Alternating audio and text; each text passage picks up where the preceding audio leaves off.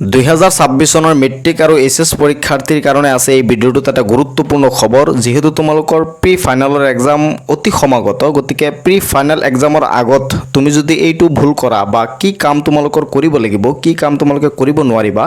এই বিষয়ে আজিৰ এই ভিডিঅ'টোত মই তোমালোকক জনাম তোমালোকে ভিডিঅ'টো সম্পূৰ্ণৰূপে চাবা গুৰুত্ব সহকাৰে চাবা এই পইণ্টটো তোমালোকৰ এতিয়া ধ্যান দিব লাগিব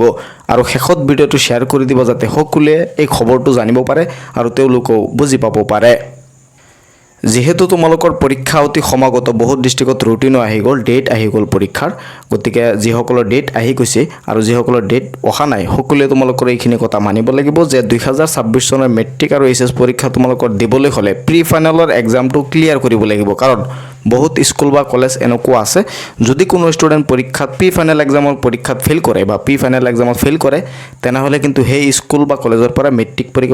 পৰীক্ষা বা ফাইনেল পৰীক্ষা দিবলৈ দিয়া নহয় গতিকে এতিয়া তোমালোকে সাৱধান হৈ যাব লাগিব তোমাৰ স্কুলৰ খবৰ নিশ্চয় তুমি জানা গতিকে তোমালোক এতিয়া সাৱধান হৈ যাব লাগিব যাতে তোমালোকে প্ৰি ফাইনেলৰ এক্সামত ফেল নকৰা অন্তত পাছ কৰিব লাগিব ফেল কৰিলে বহুত স্কুল বা কলেজ এনেকুৱা আছে পৰীক্ষা তেওঁলোকে দিব নিদিয়ে ফাইনেল পৰীক্ষা গতিকে এইখিনি সময়ত তোমালোকৰ কি কৰিব লাগিব প্ৰি ফাইনেলৰ এক্সামটো ক্লিয়াৰ কৰিবলৈ চেষ্টা কৰিব লাগিব বহুতে বিভিন্ন সময়ত প্ৰশ্ন কৰে যে প্ৰি ফাইনেলৰ এক্সামত ফেল কৰিলে কি হয় প্ৰি ফাইনেলৰ এক্সামত ফেল কৰিলে বোৰ্ডৰ তৰফৰ পৰা কোনো ধৰণৰ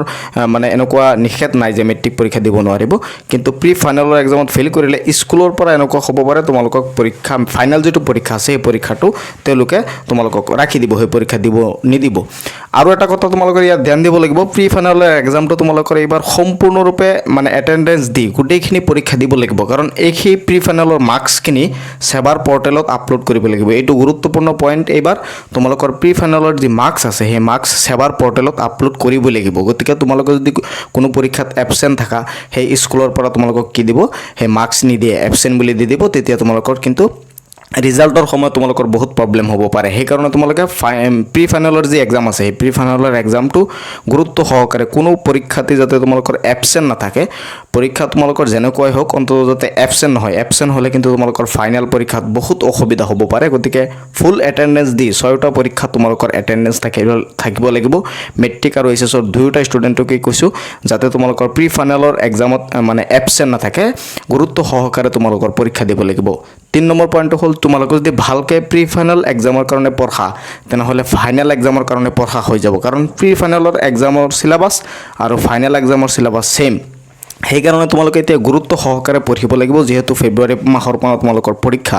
জানুৱাৰী মাহটোৰ মাজত আছে এটা মাহ তোমালোকে ভালকৈ পঢ়িলে তোমালোকে ফাইনেল পৰীক্ষাত এটা ভাল মাৰ্কছ স্ক'ৰ কৰিব পাৰিবা এই 2-3টা পইণ্ট তোমালোকে গুৰুত্ব সহকাৰে লৈ এতিয়া প্ৰি ফাইনেলৰ এক্সামৰ কাৰণে প্ৰিপাৰেশ্যন কৰিব লাগিব পৰীক্ষা ফাইনেল পৰীক্ষাও আহি গৈছে প্ৰি ফাইনেল পৰীক্ষাও আহি গৈছে বেছি সময় তোমালোকৰ নাই গতিকে ভালকৈ তোমালোকে এতিয়া ষ্টাডি কৰিব লাগিব ভিডিঅ'টো শ্বেয়াৰ কৰি দিবা যাতে সকলোৱে এই খবৰখিনি জানিব পাৰে এই পইণ্টকেইটা যাতে তেওঁলোকেও মানিব পাৰে আৰু মোৰ চেনেলটো সাবস্ক্ৰাইব কৰি ৰাখিবা যেতিয়া মই পৰৱৰ্তী ভিডিঅ' আপলোড কৰোঁ তোমালোকে সেই ভিডিঅ'সমূহ চাব পাৰিবা